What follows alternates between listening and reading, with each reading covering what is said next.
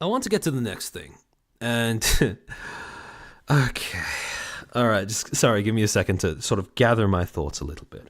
So, in one of his, I forget which one, he's had so many, in one of his final statements about this video, when he basically, tries to provide more context that was missing from the original video as to why he made it, etc., etc., he says this: if someone's gonna sue me for talking about some shit that was already up, because Shorty's trying to distance herself from who she was, I get it.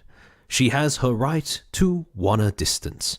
However, digital footprint. Now, who is he talking about? In this case, the Shorty was a video that included a clip of a VTuber, back when she used to use her face to stream, of her, I think, saying the N-word. And then again, smash cutting that to the rest of the montage where it's just Japanese people saying bitter and repeating GTA 5.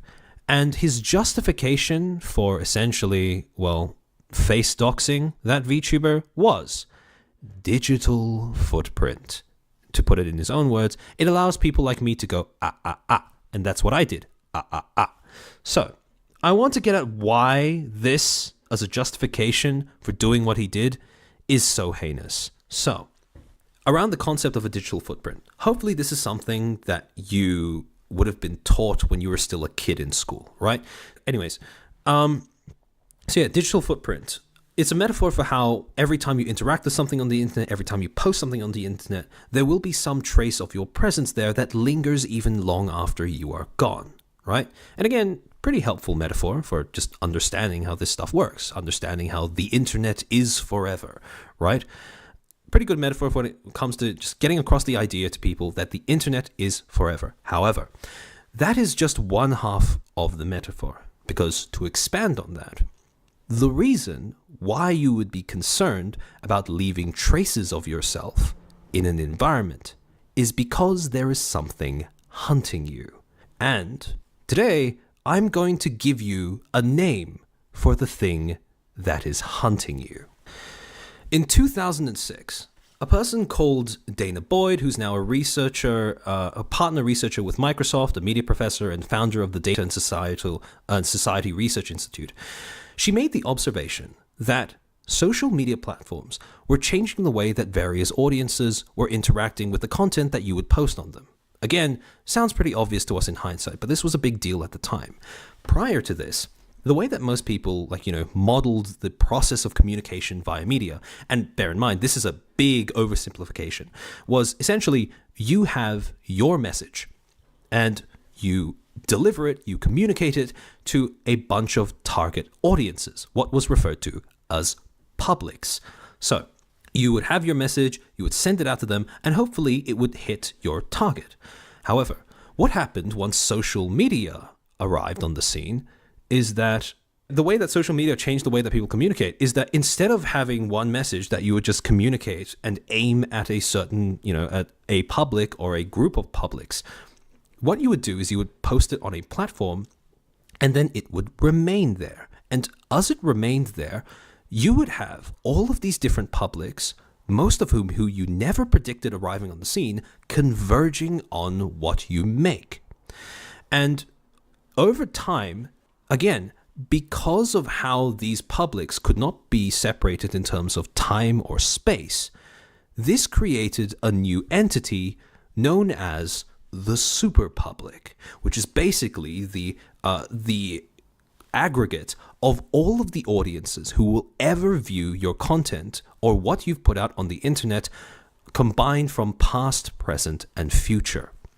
The reason why the superpublic is so intimidating of a prospect is because you have no way of predicting how large it's going to be or how they are going to react to what you've posted, or even worse, how they are going to use your content. So, on top of that, the superpublic is incapable of perceiving depth. The superpublic is incapable of perceiving depth, right?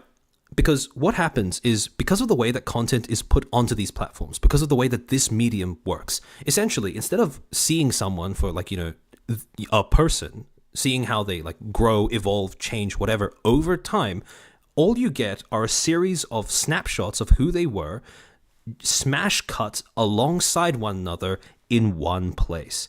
And you can see how that kind of flattens all of the humanity out of somebody, right?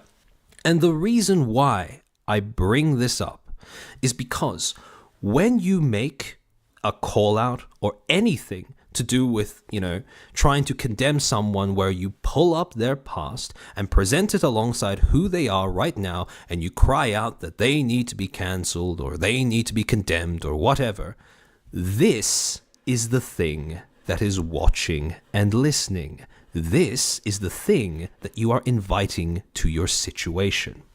And the thing about the super public is that just as it's incapable of perceiving depth, just as it's incapable of being predicted, it is also incapable of being controlled, which means that if you can make your call-out post, whatever, but the super public is just as likely to then switch its attention over to the person doing the call-out and fuck them over instead.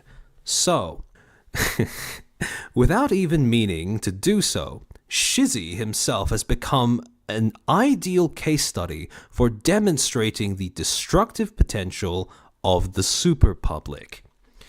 So, for people who don't know, basically, after he posted this video, Woofer, or Woofins, who was his ex, and also coincidentally happens to be the artist of his VTubing model and assets, went online to Twitter to talk about how she disagrees with, some of his messaging, especially the way he went about conveying those messages, and also brought up that he still owes her money for making him those VTuber assets. Now, all of a sudden, right, this was viewed by 1.6 million people who Shizzy would have never thought would become involved in the situation or caught wind of this. And now all of those people were starting to look through Shizzy's history. And again, when you look at this, and you juxtapose this with him making a point about how VTuber artists are scared of melanin or how important representation is, it kind of rings very hollow. Because sure, that could be an issue in the VTubing industry, but it wasn't an issue for him, and that really enforces the idea that this is not something that he actually cared about himself. Again, owing money to an artist for a VTubing model and assets that they've already made, that you are already using, not a great look. On top of that, well, look, also a bunch of other stuff came out about, him associating with Smash players that were child enjoyers, PDF files, if you will. So, yeah, that wasn't a great look either. But again, I really want to just use this to highlight the idea of why you should never do shit like this. Why you should never take somebody's past content and provide it to the world to judge them by instead of the content that they currently make and want to be represented by. Because to do that is to invoke an entity that you have no control over, that has the potential to destroy lives. And again, one that is just as likely to turn around and absolutely blast you instead of the person you were initially calling out.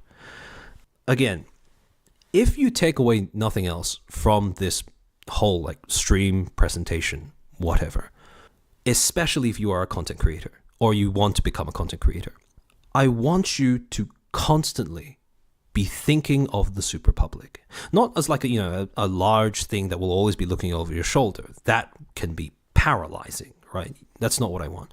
But I want you to always remember that it exists, because if nothing else, that will force you to make your content with your future self in mind.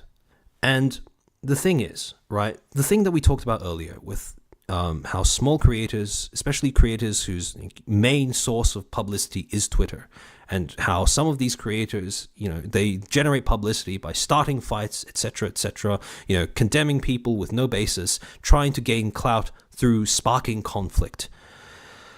When you do those things to gain a following initially, you are building up a reservoir of stuff that will inevitably come out in the future.